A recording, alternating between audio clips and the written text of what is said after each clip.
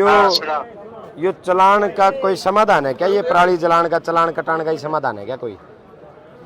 इसका समाधान तो भाई साहब एक ही हो सका है, या तो बेलर या गांठ बनवा लो किसान है, और सरकार इसके लिए 1,000 रुपए दे है। अगर किसान अपने खेत में इन सीटू अगर वो पराली का प्रबंधन करता है, नहीं गांठ बनवा ले या और कुछ करवा ले, किसान का गांठ तो हुए बनी रहे जी, फसल होती है नहीं। मैंने न्यू समझाओ आप, ये कल बुढ़ाना जाके आपके एडीओ चालान काट के आए हैं, धमकी दे के आए हैं।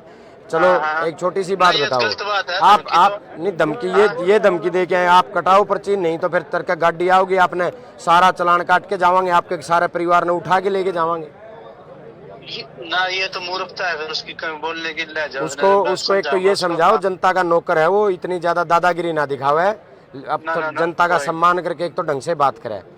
ठीक है। किसान ये पराली जलाना, कोई ये किसान पराली जानबूझ के नहीं जलाना, कोई ना कोई समाधान